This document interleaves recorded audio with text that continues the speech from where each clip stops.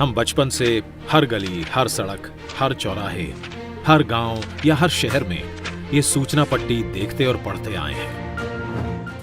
हमने ये भी देखा है कि एक सड़क बनने के बाद संबंधित विभाग को याद आता है कि यहां तो ऑप्टिकल फाइबर लगाना बाकी था, या कुछ दिनों बाद गैस पाइपलाइन बिछाने के लिए फिर से खुदाई शुरू हो जाती है। कहीं सड़क और रेल तो पहुंच जाती है, लेकिन इन दोनों को जोड़ने के लिए आवश्यक लास्ट माइल कनेक्टिविटी नहीं पहुंच पाती। इन सभी के पीछे सबसे बड़ा कारण है कि अलग अलग विभाग अलग अलग काम करते रहते हैं,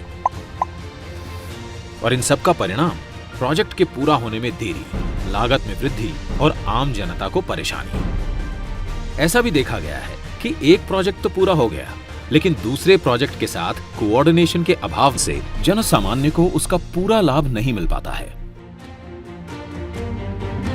आइए इसे एक उदाहरण द्वारा समझते हैं। एक फर्टिलाइजर प्लांट तो स्थापित हुआ, लेकिन उस तक गैस पाइपलाइन की व्यवस्था नहीं की गई।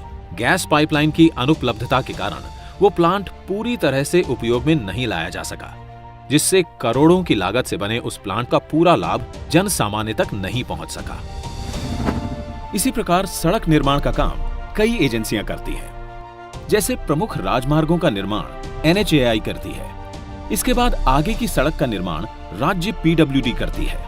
दूर दराज के गांवों की सड़कें प्रधानमंत्री ग्राम सड़क योजना के अंतर्गत बनती हैं, और सीमावर्ती क्षेत्रों में सड़कें बॉर्डर रोड ऑर्गेनाइजेशन BRO बनाती है। किसी भी एक विभाग के मध्य कोऑर्डिनेशन के अभाव से लोगों तक सड़कों का पूरा लाभ नहीं पहुंच पाता। सरकार ने देखा कि इंटर डिपार्टमेंटल कोऑर्डिनेशन के अभाव से प्रोजेक्ट कंप्लीशन में बहुत विलंब होता आया है। सरकार के अलग अलग विभागों ने अपने सिस्टम को किया फास्ट ट्रैक। पिछले 7 सालों में माननीय प्रधानमंत्री श्री नरेंद्र मोदी जी के नेतृत्व में तमाम ऐसे प्रोजेक्ट्स बने हैं जिसमें सारे विभागों ने समन्वय के साथ काम किया, जिससे बड़े अच्छे परिणाम आए। जैसे कि रेल मंत्रालय ने कॉमन ड्राइंग अप्रूवल सिस्टम का गठन किया और उसे भी कर दिया ऑनलाइन, जिससे सारे अप्रूवल्स एक ही पोर्टल पर मिल जाएं। भारतीय रेल की इस गति से 6 महीने में मिलने वाले अप्रूवल्स अब 2 से 3 महीने में ही मिलने लगे हैं। इसी प्रकार पर्यावरणीय मंजूरियों के लिए भी 3 अलग अलग ऑनलाइन सुविधा आरंभ कर दी गई हैं, जिसके अप्रूवल्स में पहले करीब 2 साल का वक्त लगता था। अब यह अवधि घटकर महज कुछ महीनों की हो गई है। रोड परिवहन ने नए नेशनल हाईवे और एक्सप्रेसवे के राइट ऑफ वे के एक्विजिशन के साथ यूटिलिटी कॉरिडोर का एक्विजिशन करना शुरू कर दिया है, जिससे सड़क के साथ साथ optic fibre cable, telephone, power cables को भी साथ में बिछाया जा सके, और उसके लिए अलग से राइट ऑफ वे एक्विजिशन करने की जरूरत ना पड़े। इन सारे प्रयासों से यूटिलिटी लगने में बहुत तेजी आ रही है और इनका लाभ जन सामान्य तक जल्द से जल्द पहुंच रहा है। इसी प्रकार दूर संचार विभाग ने राज्य सरकारों की मदद से राइट ऑफ वे के एक्विजिशन की प्रक्रिया को सरल बनाया है, जिससे टेलीफोन और OFC केबल डालने की प्रक्रिया तेज हो चुकी है, और अब टेलीफोन और इंटरनेट कनेक्टिविटी गांव-गांव तक पहुंचाई जा रही है। अब समय है इन प्रयासों को इंस्टीट्यूशनलाइज करने का। जब देश आजादी का अमृत महोत्सव मना रहा है, तब समय है इन प्रयासों को गति देने का, शक्ति देने का। इस बार लाल किले से प्रधानमंत्री जी ने कहा, भारत को आधुनिक इंफ्रास्ट्रक्चर के साथ ही इंफ्रास्ट्रक्चर निर्माण में होलिस्टिक अप्रोच, इंटीग्रेटेड अप्रोच अपनाने की बहुत जरूरत है। आने वाले कुछ ही समय में प्रधानमंत्री गति शक्ति का नेशनल मास्टर प्लान करोड़ों देशवासियों को सपना करने वाली एक बहुत बड़ी योजना लेकर के हम आपके सामने आने वाले हैं।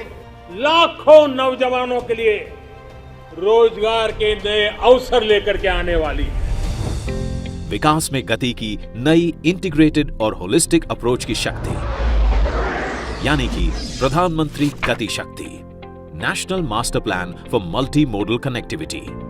इसके अंतर्गत इसरो द्वारा विकसित BISAG-N इंटीग्रेटेड पोर्टल पर 16 मंत्रालयों को जोड़ने वाले 200 से ज्यादा लेयर्स काम कर रहे हैं, जिससे सभी विभागों को एक दूसरे के काम की मिलेगी विजिबिलिटी।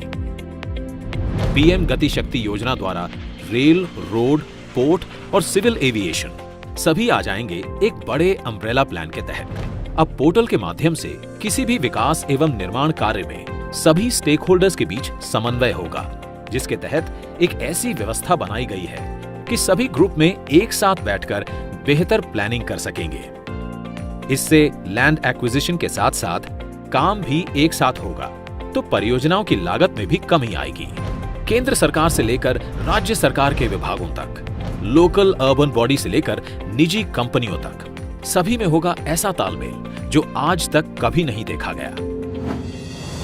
नेशनल मास्टर प्लान से न केवल विभाग बल्कि उनकी योजनाएं भी एक छत के नीचे आएंगी, जिससे उनके अमल की गति बढ़ेगी। इसके कार्य करने की प्रक्रिया को एक उदाहरण द्वारा समझते हैं। अब जब किसी भी बंदरगाह की योजना बनती है तो वो आने वाले अगले 40 से 50 वर्षों को ध्यान में रखकर बनाई जाती है। तो इतनी विशाल स्तर की परियोजना अब सिर्फ शिपिंग मंत्रालय तक ही सीमित नहीं होगी, बल्कि सड़क और रेल नेटवर्क को भी उचित क्षमता के अनुरूप बनाया जाएगा। नेशनल मास्टर प्लान से ये भी पता लगाया जा सकता है कि कहां पर सड़क बनी है और कहां पर नई सड़क के निर्माण की आवश्यकता है। नेशनल मास्टर प्लान में हर मंत्रालय का डेटा निरंतर अपडेट होता रहेगा। यही नहीं, नेशनल मास्टर प्लान द्वारा किसी भी सामान को गंतव्य स्थान तक पहुंचाने के लिए सही मार्ग और किराए का चयन किया जा सकता है। एम्प्टी फ्लो डायरेक्शंस में ग्राहकों द्वारा माल ढुलाई में विशेष छूट ली जा सकेगी। मास्टर प्लान से संसाधनों का सर्वोत्तम उपयोग होगा, तभी तो पश्चिम भारत के प्लांट से आई खाद उत्तरी क्षेत्रों के खेतों को लहलहाएगी और किसानों में खुशहाली लाएगी। साथ ही नेशनल मास्टर प्लान निवेशकों को बताएगा कि जहां पर वे अपना निवेश करने वाले हैं वहां सड़क और रेल की उपलब्धता कैसी है, इंडस्ट्रियल एरियाज और आसपास का एनवायरनमेंट कैसा है। इससे बिजनेस और रोजगार के अवसर बढ़ेंगे। अब देश में गति की परिभाषा केवल यातायात ही नहीं, यहां शामिल है गति निर्णय की, गति सरकारी कार्यों की। इस प्लान को गति मिलते ही भारत में ऐसा इंफ्रास्ट्रक्चर आकार लेगा जिससे रेल से रोड पूरक हो, रोड से सी पोर्ट पूरक हो, सी पोर्ट से पोर्ट पूरक हो, ताकि रोड, रेल, बिजली, optic fibre cable, gas pipeline जैसी सुविधाओं से देश का कोई कोना वंचित ना रहे। तभी तो प्रगति में आएगी तेज गति। इंटीग्रेटेड मोबिलिटी द्वारा लोकल उत्पादों की बड़े बाजारों तक पहुंच बनेगी आसान। हमारे उद्योग भी होंगे कंपटीशन के लिए बेहतर तैयार और निर्यात होगा सुगम, और देश की अर्थव्यवस्था के चक्के तेजी से घूमेंगे। वर्क इन प्रोग्रेस बनेगा वर्क इन पेस। प्रधानमंत्री गति शक्ति, national master plan for multi modal connectivity.